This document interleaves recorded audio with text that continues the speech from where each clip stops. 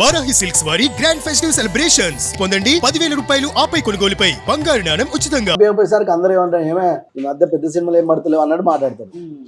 అది మనం మా అన్నన చిన్నమ్మన పెద్దలైనా సినిమాలు చేయడానికి. మీరు ఎక్స్పెక్టేషన్స్ ఇండస్ట్రీకి వచ్చినప్పుడు అప్పటికి ఇప్పటికి తీరినాయా? నేను ఒక యాక్టర్గా నేను చాలా తృప్తిగా ఫీల్ అయ్యాను. ఎందుకంటే నాకు అలా మొదలైంది కూడా నంది మిస్ అయింది. వెంకటాద్రికి నంది వచ్చింది అంటే చేతికి ఇయ్యలేగానే అనౌన్స్ అయింది. అవునవును, గవర్నమెంట్ నుంచి నాకు లెటర్ వచ్చింది. నంది అవార్డు అంటే ఒక యాక్టర్కి ఒక కమిడియన్కి నంది అవార్డుని మించిన అవార్డు ఉంటుందా తెలుగులో?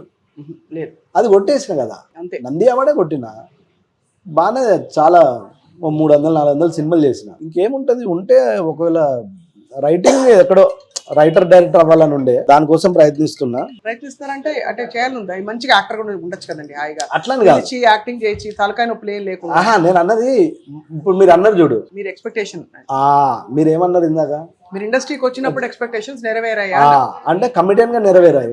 మనకి ఎక్కడో ఉంటది ఇన్స్టిట్యూట్. ఇప్పుడు మా ప్రభావం నేను ఇన్స్టిట్యూట్ లో అనుకునేటోళ్ళు సినిమాలు రాయాలి తీయాలని ఆ పిచ్చి ఉంటది.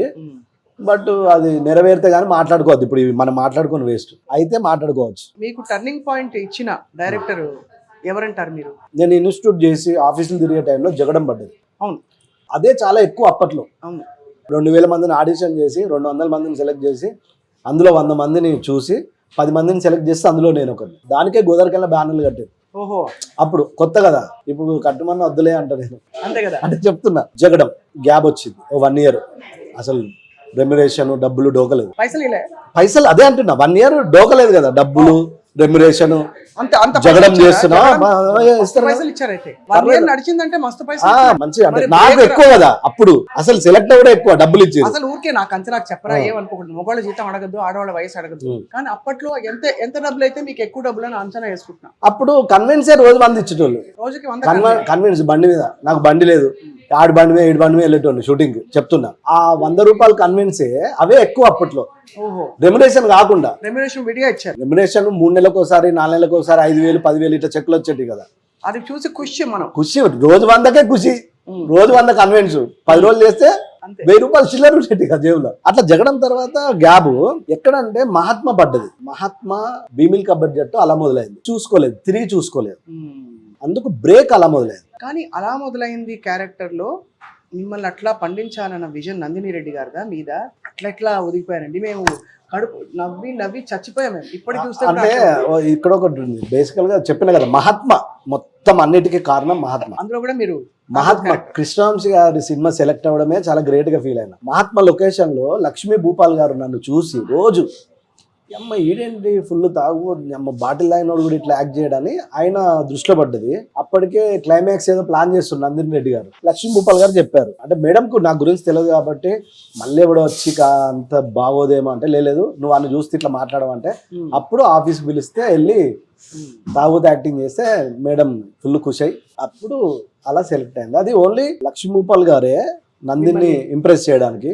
లక్ష్మీ భూపాల్ గారే క్లైమాక్స్ ఆ ప్రాపర్ గా అనుకున్నది మాత్రం అప్పుడు లక్ష్మీ భూపాల్ గారు లేరు. నన్ను సెట్ చేసి క్యారెక్టర్ రాసింది లక్ష్మీ భూపాల్ గారే. క్లైమాక్స్ వచ్చేసరికి లక్ష్మీ భూపాల్ గారు మరి వేరే సినిమాకి వెళ్ళారో ఏదో నాకు తెలియదు. అప్పుడు అనిల్ రావిపూడి అన్న వచ్చిండు, అప్పుడు గోస్ట్ రైటర్. ఆయన వచ్చి 3 రోజులు నా గురించి నన్ను పరిచయం చేసి నన్ను అబ్జర్వేషన్ చేసి మస్తు క్లోజ్ అవుతారు. ఇప్పుడు కాదు, అప్పుడు క్లోజ్.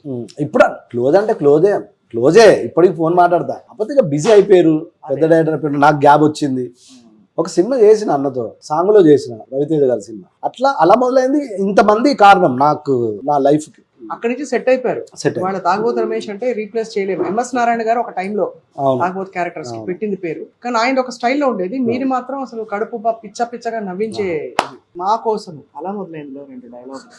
ఇది లేకపోతే ఈ ఐస్ క్రీమ్ పెట్టేసి కరిగిపోయినట్టే, మీరు వచ్చి రాకుండా అట్లా. అబ్బా తమ్ముడు అన్ని నేను చెప్పరా మీరు చెప్పరా అన్నట్టు అప్పుడు అట్లా నడిచిందిలే. నాకు తెలుసు తమ్ముడు, విక్టర్ వెంకటేష్ ఘర్షణ 9848 సీజో కావాలంటే ఫోన్ చేసి మాట్లాడు. ఎట్లా వచ్చింది మీకు అసలు? మీరు తాగే టైప్ లో కనిపించట్లే.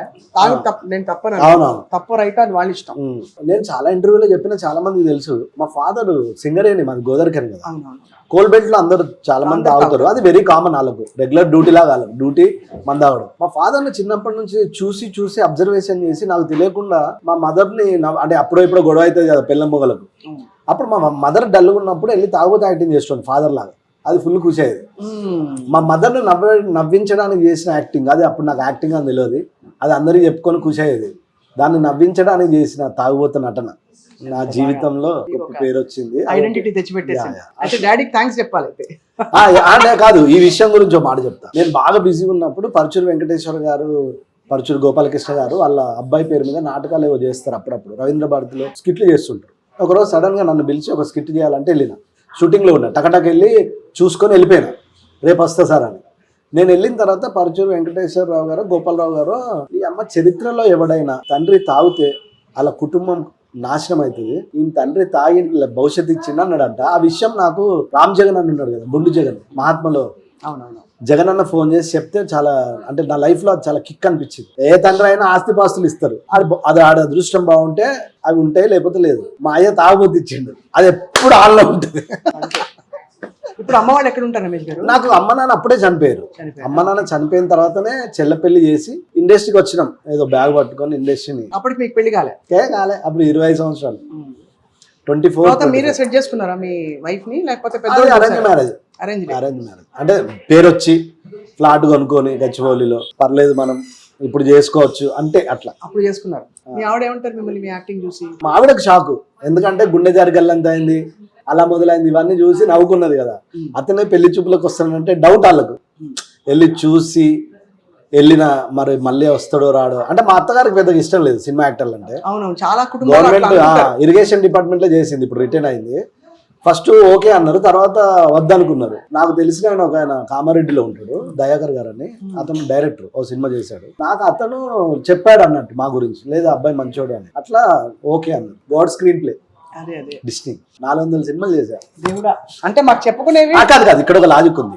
నేను అంటే ఎందుకు 400 అంటే, మిగతాళ్ళకి నాకు తేడేంటి, నాకు బ్రేక్ వచ్చిన వెంటనే 10 సంవత్సరాలు మాక్సిమం, అందులో 5 years బిజీగా ఉన్నా. నాకేంటి ఒక్క సీన్ పడ్డా నా సీన్ కదా అది, అవును, అది కౌంట్ అయింది. అలా చూసుకుంటే 400 సినిమాలు అయ్యాయి. అట్లా నేను అంటున్నా, మంచి క్యారెక్టర్ లో 100 చేసిన, మిగతా నేను వెళ్తే టకటక తాగుబోతూ 2 సీన్లు టక్కని చేసుకుని వెళ్ళిపోవడే కదా. అట్లా ఎక్కువ సినిమాలు చేసిన తక్కువ టైంలో.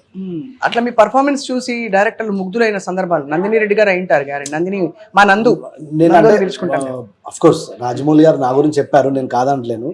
ఈగ అంటే ద గ్రేట్ డైరెక్టర్ రాజమౌళి గారు, పెద్ద డైరెక్టర్ కదా, అయినా నన్ను ఈగలో పెట్టుకొని అతను మురిసిపోయేటోడు. షార్ట్ దాన్ని తెలుగులో సంతానం చేశాడు, తమిళ్లో సంతానం చేశాడు. నా సీన్లు చూపించి సంతానంకు చూపించి ఇలా చేయాలని చెప్పాలి. కాకపోతే నేను ఇక్కడ డైలాగులు లేవు, అక్కడ మాట్లాడతా. ఇప్పుడు సంతానం తమిళ్లో చేశాడు, ఓకే, సంతానం అక్కడ ఎక్కువ మాట్లాడతాడు కదా, నేను ఇక్కడ తక్కువ మాట్లాడతా. ఎక్కువ మాట్లాడు, ఒకే ఒక డైలాగ్ చెప్పించారు టెంపుల్లో కట్టేసినప్పుడు. మిగతా అంతా ఎక్స్ప్రెషన్ తో కవర్ చేశారు, కావాలని ఆ క్యారెక్టర్ అలా డిజైన్ చేశారు. రాజమౌళి గారు చాలా హ్యాపీగా నా విషయంలో, నా లైఫ్ లో అది ఎప్పటికీ చాలా గొప్పగా ఫీల్ అవుతా. ఇంకా లెజెండరీ, ఆయన మించిన డైరెక్టర్ ఎవరు, అంతే కదా, ఆయనతోటే చేశా.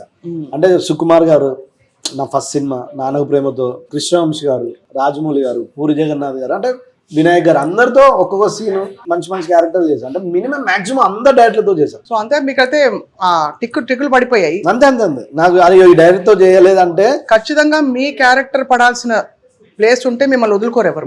ఆ కన్విన్సింగ్ వచ్చేసింది. కానీ